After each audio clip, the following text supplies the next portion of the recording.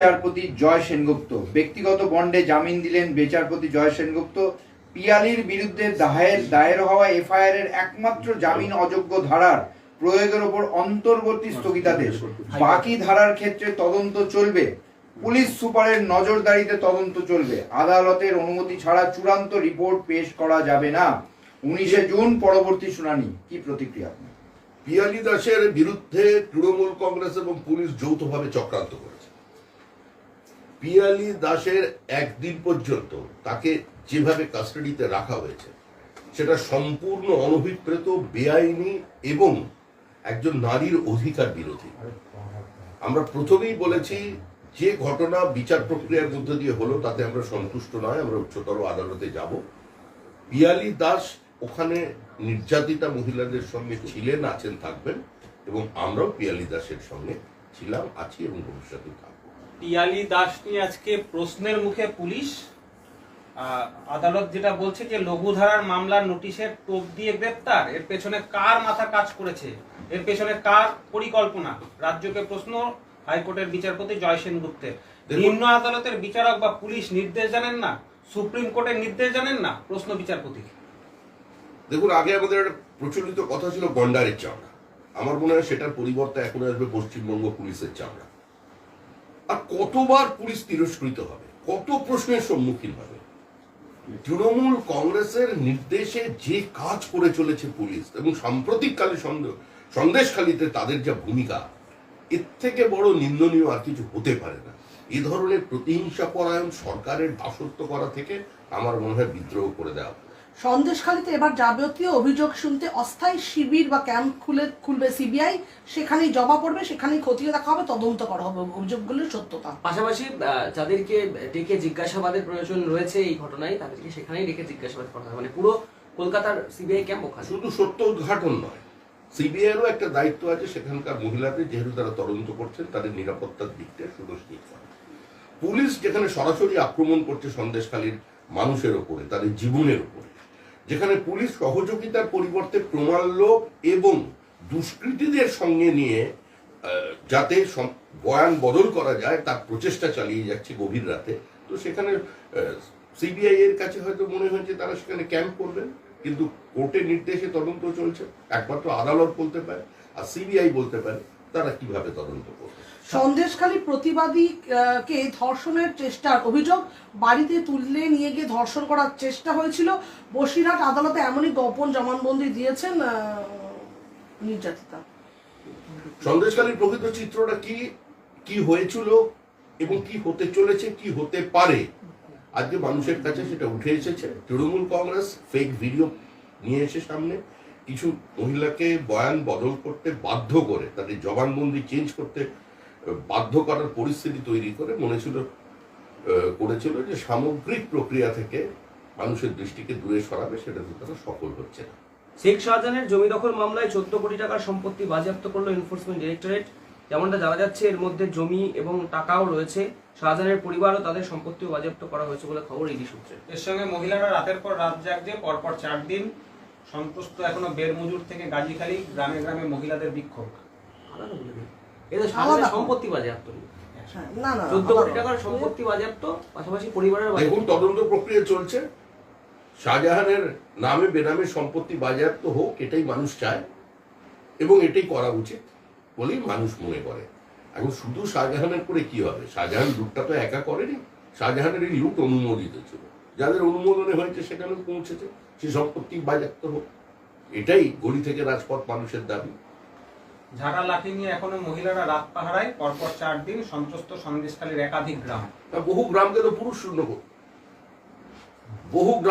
শূন্য করে দেওয়া হয়েছে। পুরুষদের এর আগেই কিছু জায়গায় পরিযায়ী শ্রমিক হিসেবে চলে যেতে বাধ্য করা হয়েছে, মিথ্যা মামলায় ফাঁসিয়ে দেওয়া হয়েছে, এনডিপিএস কেস দেওয়া হচ্ছে, মারধর করে হাত পা ভেঙে দেওয়া হয়েছে। তো এই পরিস্থিতির মধ্যে প্রথম থেকেই মহিলারা রুখে দাঁড়িয়েছেন। আজও তারা নিজেদের অবস্থানে একদম দৃঢ় আছেন যে কোনো অবস্থায় কাউকে আর তুলে নিয়ে গিয়ে তার জবানবন্দি বদল করে দেওয়া যাবে না, তার জন্য তারা রাত পাহারা দিচ্ছেন।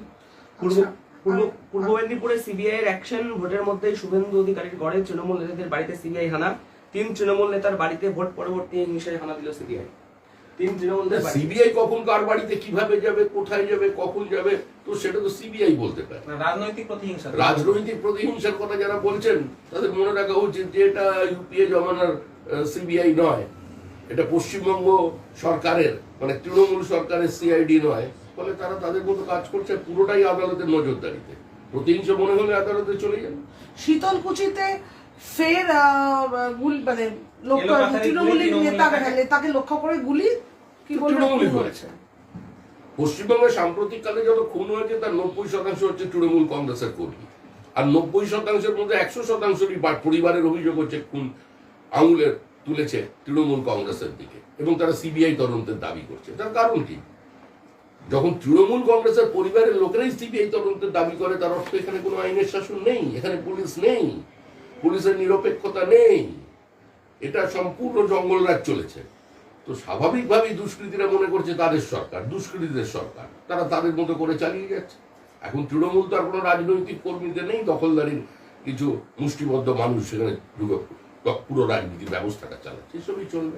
দুর্ভাগ্যজনক। ঘাটালের তৃণমূল প্রার্থী দীপক অধিকারী তথা দেবের কল রেকর্ড ভাইরাল করলেন আপনাদের অর্থাৎ বিজেপির প্রার্থী হিরণ। কল রেকর্ডে দেবের সাথে মহিলার চাকরির জন্য 9 লক্ষ টাকা দেওয়া নিয়ে কথোপকথন। রামপদ অর্থাৎ দেবের যিনি সহকারী, তাকে টাকা দিয়েও চাকরি মেলেনি বলে অভিযোগ মহিলার। খতিয়ে দেখবেন। না না, পুরো প্রক্রিয়াটাই একটা বিচার, পুরো প্রক্রিয়াটাই একটা কেনা বেচার ছিল। পুরো সমাজটাই এখন একটা খোলা বাজার হয়ে গেছে। তৃণমূলের আমলে সমস্ত সরকারি চাকরি বিক্রি হচ্ছে, প্রত্যেকটা মানুষের তার অভিযোগ, এবং এই অভিযোগ প্রতিষ্ঠিত জনগণ। তো সেখানে দেব বিচ্ছিন্ন থাকবেন কেন? তৃণমূলেরই লোক, তৃণমূলেরই সাংসদ, হিরণের কাছে এসেছে, ও ভাইরাল করেছে।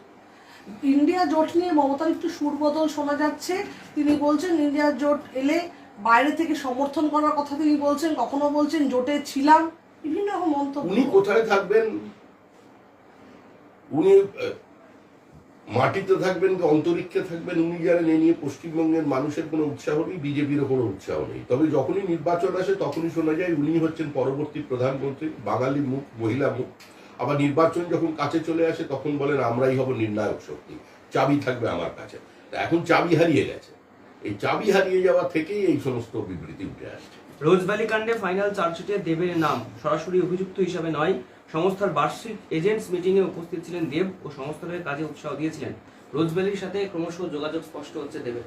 কারণ রোজভ্যালির সঙ্গে যোগাযোগ স্পষ্ট তো অনেকেরই আছে। তৃণমূল কংগ্রেসের সঙ্গে সেই সময় প্রত্যেকটা চিট ফান্ডের সরাসরি যোগাযোগ ছিল। বহু নেতা তাদের মন্ত্রী তাদের মঞ্চ থেকে ভাষণ দিয়েছেন, বহু অনুষ্ঠানে তারা সামিল হয়েছিল। এখন তদন্ত চলছে, তদন্তের এই দীর্ঘসূত্রিতা মানুষকে কিছুটা ক্লান্ত এবং হতাশ করেছে। এই নিয়ে আর নতুন কি বলার আছে? পশ্চিমবঙ্গে সিপিএম কংগ্রেসের জোট ভালো ফলাফল করবে এমন দাবি করছেন ইয়েচুরি। তিনি বলছেন 300-র বেশি আসন পাবে, রাম মন্দির কোনো এফেক্ট করবে না। ইয়েচুরি বলছে রাম মন্দির ভোটে কোনো প্রভাব ফেলবে না। হ্যাঁ, আমি তো শুনেছি মহিলা মুখ্যমন্ত্রী হচ্ছেন পরবর্তীকালের প্রধানমন্ত্রী, মমতা বন্দ্যোপাধ্যায় প্রধানমন্ত্রী, সীতারাম ইয়েচুরি স্বরাষ্ট্রমন্ত্রী। এটা ভারতবর্ষের মানুষ জানেন, এটা জেনেই ভোট দিচ্ছেন পশ্চিমবঙ্গে। বলছি এর মধ্যে একটা বিষয় যে এই আবহে ইডির ক্ষমতা খর্ব করলো সুপ্রিম কোর্ট।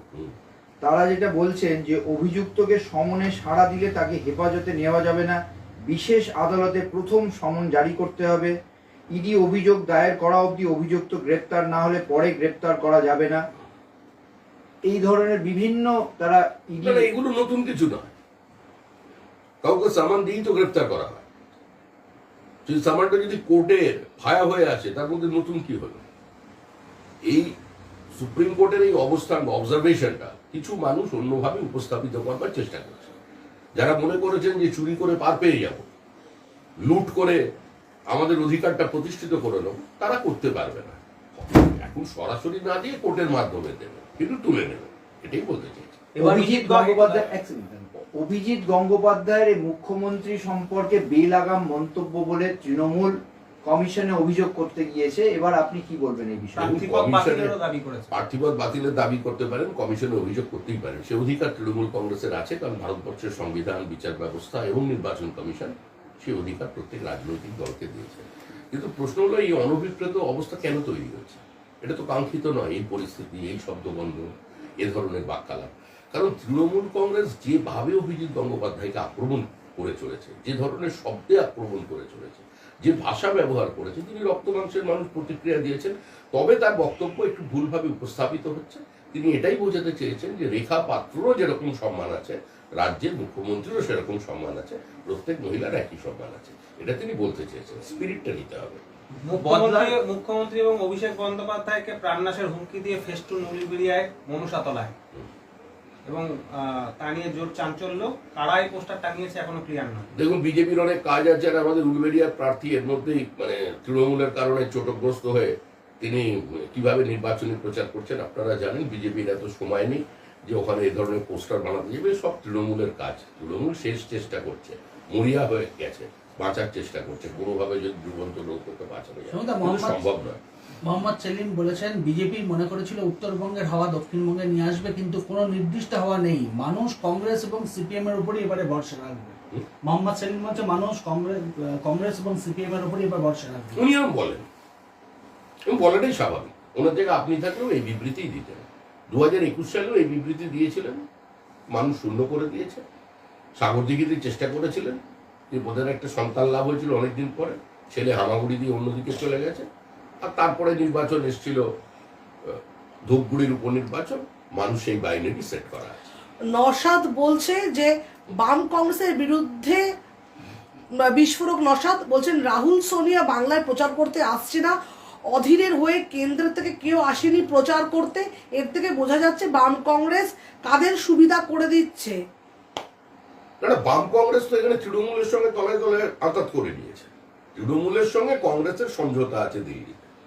এখানে এরা ছায়া যুদ্ধ করবে, এখানে এরা ওই সুমো রেসলারদের মতো লড়াই করছে, আর দিল্লিতে গিয়ে ডেরেক ওব্রায়ান আর সীতারাম ইয়েচুরি একসঙ্গে পদযাত্রা করছেন, যে রাজনৈতিক নেতাদের প্রাতিষ্ঠানিক লুটকে আইনচিত করতে হবে, এই দাবি নিয়ে দেখা মানুষের।